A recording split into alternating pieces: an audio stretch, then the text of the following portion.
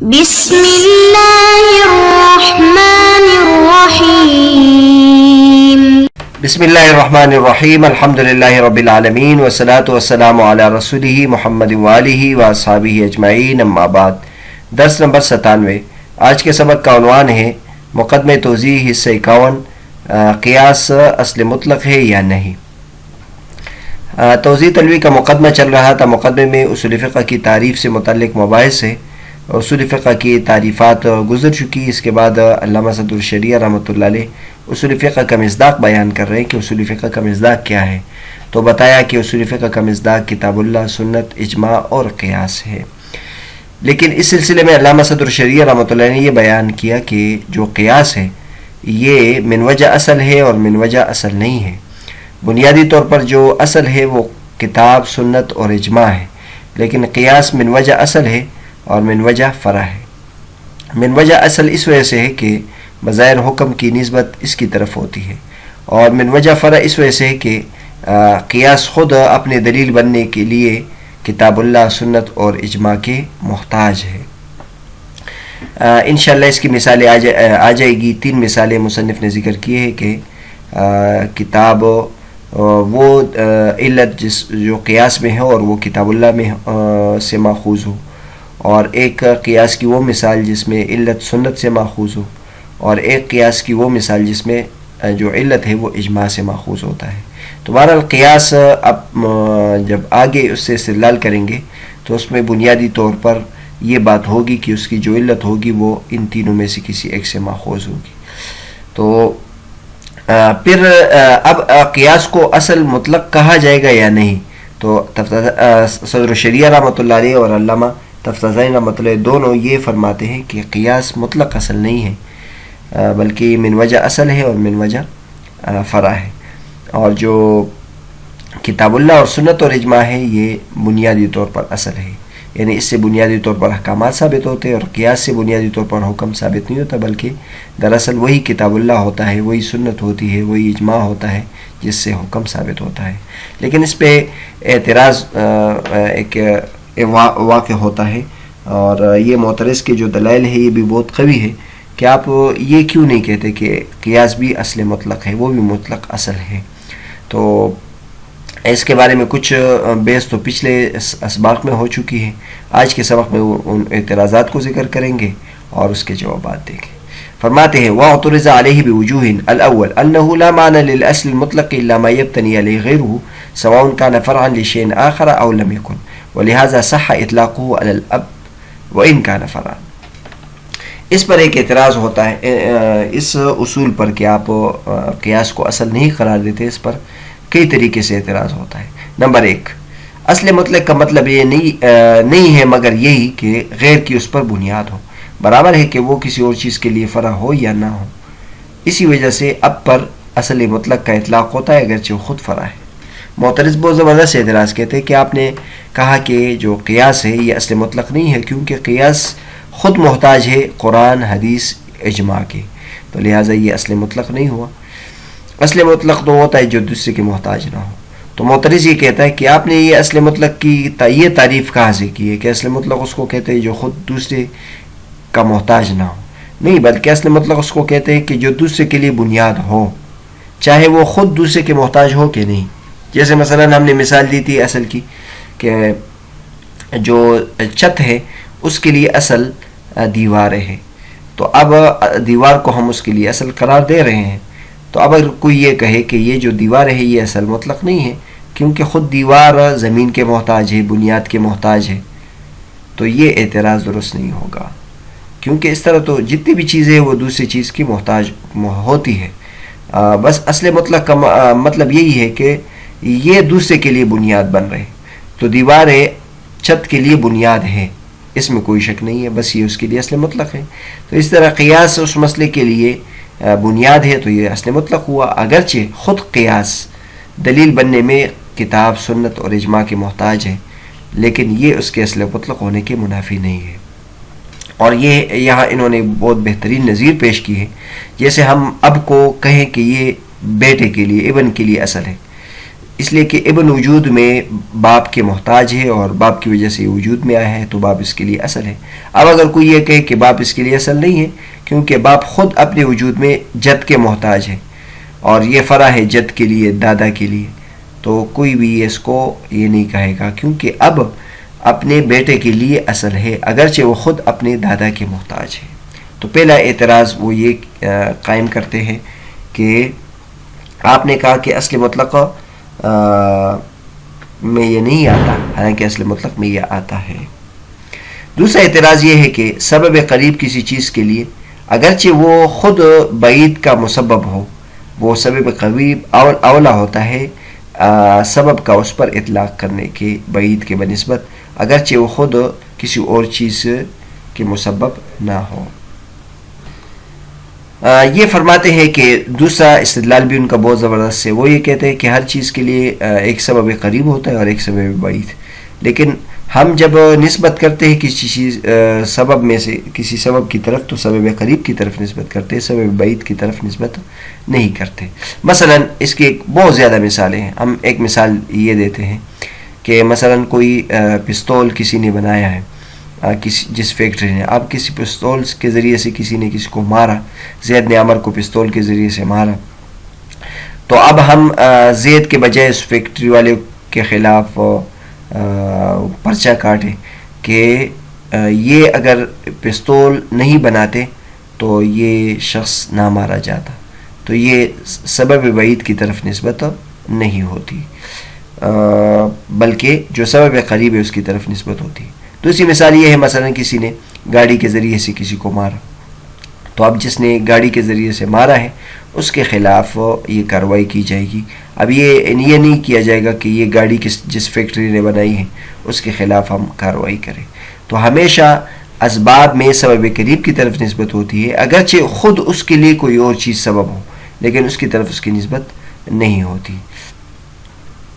تو یہاں بھی یہ معترض کہتے ہیں کہ آپ جب ہم کوئی مسئلہ نکالتے ہیں اور اس مسئلے کے لیے بنیادی چیز پر جو دلیل ہو وہ قیاس بن رہی ہو اور قیاس کی طرف ہم اس کی نسبت کرتے ہیں، یہ اس کے لیے سبب قریب ہوتا ہے، اگرچہ خود قیاس کے آگے جو اس کا جو سبب ہوتا ہے وہ کتاب اللہ ہوتا ہے یا اجماع ہوتا ہے یا قیاس ہوتی ہے یا سنت ہوتی ہے، تو وہ سبب بعید ہے، تو سبب بعید کی طرف اس کی نسبت نہیں ہونی چاہیے۔ تیسرا اعتراض یہ کر رہے ہیں کہ الثالث ان اولویت بعض الاقسام فی معنی ان اولویت بعض الاقسام فی معنی المقسم لازمة في كل قسمة فيلزم ان يفرد القسم الضعيف فيقال مثلا الكلمة قسمان اسم وفعل والقسم الثالث هو الحرف۔ تیسرا اعتراض یہ ہے کہ بعض اقسام کا اولا ہونا مقسم کے معنی میں یہ تو ہر تقسیم میں لازم آتا ہے، پھر تو لازم آئے گا کہ قسم ضعیف کو علیحدہ ذکر کیا جائے، مثلا کہا جائے کہ کلمے کی دو قسمیں اسم اور فعل اور قسم ثالث حرف ہے۔ معترض تیسرا اعتراض اور تیسری دلیل زبردست یہ ذکر کر رہے ہیں کہ جب بھی ہم کسی چیز کی تقسیم کرتے ہیں تو اس میں جو تمام افراد ہوتے ہیں وہ ایک یکساں نہیں ہوتے، برابر نہیں ہوتے، لیکن پھر بھی ہم جو کمزور قسم ہے ہم اس کو علیحدہ طور پر ذکر نہیں کرتے بلکہ سب کے ساتھ اکٹھے ذکر کر دیتے ہیں۔ تو لہٰذا یہاں بھی ٹھیک ہے سب برابر نہیں ہے، کتاب اللہ، سنت، اجماع اور قیاس دلیل بننے میں، اصل بننے میں سب برابر نہیں ہے، لیکن اب باقی تین کو تو آپ نے اکٹھے ذکر کر دیا کہ یہ اصل مطلق ہے، اور جو قیاس ہے جو قسم ضعیف ہے اس کو آپ نے علیحدہ ذکر کر دیا، تو یہ درست بات نہیں ہے۔ اور عام طور پر عادت یہ نہیں ہے کہ ہم ضعیف جو قسم ہے اس کو علیحدہ ذکر کرتے ہیں۔ اس کی مثال انہوں نے دی ہے کہ مثلا کلمہ ہے، کلمے کی ہم تین قسمیں بناتے ہیں علم نحو میں کہ کلمہ علی ثلاثۃ اقسام، تین اقسام پر ہے، اسم و فعل و حرف، اسم فعل حرف۔ اب اس میں دیکھ لیں کلمہ جو ہے اس کے جو یہ دو قسمیں اسم اور فعل یہ اس کے فعال اقسام ہے، بہت زیادہ مضبوط اور فرد کامل ہے، اور جب حرف ہے وہ بہت ہی کمزور قسم ہے، لیکن کبھی بھی یہ نہیں کہا جاتا کہ کلمہ دو قسم پر ہے اور تیسری قسم حرف ہے، یعنی اس کو الگ طور پر ذکر کیا جائے کیونکہ یہ کمزور ہے، تو اس طرح نہیں کیا جاتا۔ اور تمام اقسام میں بھی آپ لے جتنے بھی اقسام ہیں، جتنے بھی چیزیں ہیں، وہ سب میں ہم جو کمزور قسم ہے اس کو بھی مقسم میں اکٹھے ذکر کیا جاتا ہے. یہ تیسری دلیل، یہ بھی بہت زبردست دلیل ہے. چوتھی دلیل، الرابع ان تغییر الحکم من الخصوص الى العموم لا يمكن الا بتقريره في صورة اخرى وهو معنى الأصالة المطلقة. چوتھی دلیل یہ ہے کہ حکم جو خاص سے عام کی طرف تبدیل ہوا ہے یہ اس وقت تک ممکن نہیں ہے جب تک کہ ہم دوسرے صورت میں اس کو مقرر کریں، اس کو ثابت کریں، اور یہی اصالہ مطلقہ کا معنی ہے.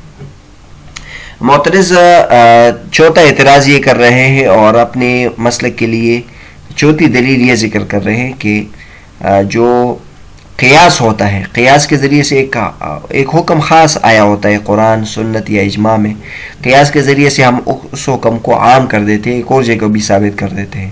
تو اب جو خاص میں حکم آیا ہے وہ قرآن ہوتا ہے یا سنت ہوتی ہے یا اجماع ہوتا ہے، لیکن اس عام میں جو حکم ثابت ہوتا ہے وہ قیاس کے ذریعے سے آتا ہے. تو فرماتے ہیں کہ حکم میں جو تبدیلی آئی ہے وہ اس قیاس کے ذریعے سے ہی آئی ہے. یہ تو لہٰذا یہ دوسری جگہ جو حکم آئے قیاس کے ذریعے سے آیا ہے، اور یہی اصالت مطلقہ کا معنی ہے. پانچواں اعتراض یا پانچویں دلیل یہ ہے کہ اجماع بھی سند کے محتاج ہوتا ہے، تو پھر تو مناسب یہ ہے کہ اس کو بھی اصل مطلق نہ قرار دیا جائے. یہ بھی زبردست دلیل ہے. آپ اجماع میں پڑھیں گے، ایسے پہلے بھی آپ نے پڑھا ہوگا، وہ یہ ہے کہ اجماع کے لیے بھی سند کی ضرورت ہوتی ہے. یعنی اجماع بنیادی طور پر اجماع جس بات پر منعقد ہوتا ہے تو اس کی جو یعنی بنیادی سوال ہوتا ہے، بنیادی مسئلہ ہوتا ہے، وہ قرآن میں یا حدیث میں اس کا اشارہ آیا ہوتا ہے، یعنی اس کا کوئی نہ کوئی استناد ہوتا ہے. ایسا نہیں ہوتا کہ اصلوں ایک نئی چیز پر اجماع قائم ہو، بلکہ نہیں، اس سے پہلے کسی خبر واحد میں یا کسی قرآن کے نص کے کسی مفہوم میں ایک بات آئی ہوتی ہے، پھر اس کے بعد تمام امت اس پر اجماع کرتے ہیں. تو لہٰذا اجماع کے لیے بھی گویا استناد کی ضرورت ہے، ایک سند کی ضرورت ہے، ایک بنیاد کی ضرورت ہوتی ہے. تو اس اجماع بھی تو مستقل اصل نہیں ہوا، کیونکہ اس کے لیے بھی پہلے ایک اور سند کی ضرورت ہوتی ہے. تو اگر اس بات کی وجہ سے آپ کسی چیز کو اصل مطلق سے نکالتے ہیں تو پھر تو جو اجماع ہے اس کو بھی اصل مطلق سے نکالنا چاہیے. اور جب آپ نے اجماع کو اس چھوٹی چیز کی وجہ سے اصل مطلق سے نہیں نکالا تو قیاس کو بھی اپنا نکالیں. تو بہرحال یہاں تک یہ معترض کے اعتراضات ہوئے. اعتراضات آپ نے پڑھ لیے، اس سے آپ کو پتہ لگ گیا ہوگا کہ جو سوالات اعتراضات ہیں وہ بالکل ٹھیک ہے اور اس کا کوئی جواب نہیں ہوگا. لیکن اس کے جب جوابات آپ پڑھیں گے تو آپ کو پتہ چل جائے گا کہ یہ اعتراضات درست نہیں تھے، اور واقعی جو قیاس ہے وہ اصل مطلق نہیں ہے، بلکہ وہ اس وجہ سے ہم اس کو من وجہ اصل قرار دیتے ہیں، من وجہ فرع قرار دیتے ہیں. تو بہرحال ہم جوابات شروع کرتے ہیں. کچھ اس سبق میں آ جائیں گے اور انشاءاللہ اگلے سبق میں پورے ہو جائیں گے. والجواب عن الأول إن لا ندعي أن لعدم الفرعية دخلا في مفهوم الأصل، بل إن الأصل مقول بالتشكيك، وإن الأصل الذي يستقل في معنى الأصالة وابتناء الفرع عليه كالكتاب مثلا أقوى من الأصل الذي يبتني في ذلك المعنى على شيء آخر، بحيث يكون فرعه في الحقيقة مبتنيا على ذلك الشيء كالقياس. والعزف غير داخل في الأصل المطلق بمعنى الكامل في الأصالة، وهذا بين. وأما الأب فإنما يبتني على أبيه في الوجود لا في الأبوة، والأصالة للولد فلا يكون والأصالة للولد لا في الأبوة والأصالة للولد فلا يكون مما ذكرنا في شيء. پہلا اعتراض جو انہوں نے وارد کیا تھا وہ یہ تھا کہ قیاس اصل مطلق ہے کیونکہ وہ دوسری چیز کے لیے بنیاد ہے. اگر وہ خود کسی اور چیز کے لیے فرع ہے تو اس سے اس کے اصل مطلق ہونے سے کوئی فرق نہیں پڑتا. اور پھر انہوں نے مثال دی تھی کہ جیسے اب ہے وہ بیٹے کے لیے، ابن کے لیے اصل ہے اگرچہ خود وہ جد کے محتاج ہے. تو اس کا جواب انہوں نے یہ دیا ہے کہ ہم نے یہ نہیں کہا ہے کہ جو چیز اصل ہوگی وہ دوسری چیز کے لیے فرع نہ ہو.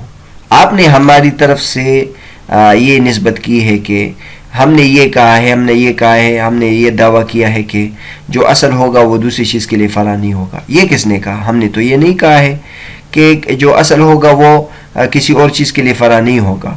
اور پھر آپ نے جو یہ مثال دی ہے کہ جیسے اب ہے کہ اب وہ اصل نہیں ہے کیونکہ وہ جد کے لیے خود فرع ہے، یہ نہیں، بلکہ ہم نے یہ نہیں کہا ہے کہ جو اصل ہو وہ فرع نہ ہو، بلکہ اصل کلی مشکک ہے، اور اصل کا اطلاق اصل مطلق پر بھی ہوتا ہے اور عام اصل پر بھی ہوتا ہے. یعنی ایک اصل وہ ہوتا ہے جو فرد کامل ہوتا ہے، اصالت پہ مستقل ہوتا ہے، اور اپنے فرع کی اس کے لیے بنیاد بننے میں یہ اصل ہوتا ہے. جیسے مثلا کتاب اللہ، اب کتاب اللہ مسئلے کے لیے بنیادی طور پر دلیل ہے، یہ اقوى من الاصل الذي يبتني في ذلك المعنى على شيء آخر بحيث يكون فرعه في الحقيقة مبتنيا على ذلك الشيء كالقياس.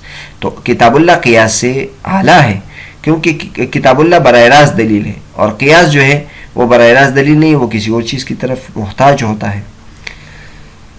اور جو اضاف ہوتا ہے وہ اصل مطلق میں داخل ہی نہیں ہوتا ہے، یعنی کامل فی الاصالت میں داخل نہیں ہوتا ہے، اور یہ ایک واضح بات ہے. جہاں تک آپ نے مثال دی ہے اب کی، تو یہ آپ کا قیاس مال فارغ ہے، کیونکہ اب کو تو ہم بھی کہتے ہیں کہ یہ اصل مطلق ہے بیٹے کے لیے، کیونکہ یہ اپنے بیٹے کے لیے اصل بننے میں کسی اور کی طرف محتاج نہیں ہے، کیونکہ اس کا جو بیٹا ہے وہ اسی جب پیدا ہو رہا تھا تو وہ اس والد کی وجہ سے وجود میں آیا ہے، وہ اس جد کی طرف محتاج نہیں. بہت سارے والدین ہوتے ہیں ان کا کوئی اولاد نہیں ہوتا اگرچہ ان کا جد ہوتا ہے، تو جب اب سے بیٹا وجود میں آتا ہے تو وہ اب کی طرف تو محتاج ہوتا ہے لیکن جد کی طرف محتاج نہیں ہوتا ہے. فإنما يبتني على أبيه، اپنے ابی والد کی طرف تو محتاج ہوتا ہے وجود میں، لیکن یہ باپ بننے میں اور اپنے بیٹے کے لیے اصل ہونے میں یہ جد کی طرف محتاج نہیں ہے. لہٰذا یہ آپ نے جو مثال ذکر کی اس کا ہمارے اس بیس سے تعلق نہیں ہے.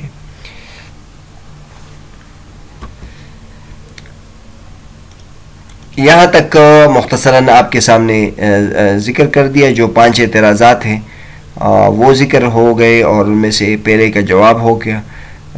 تو انشاءاللہ اگلے سبق میں جو باقی اعتراضات ہیں اس کے جوابات بھی ذکر کریں گے.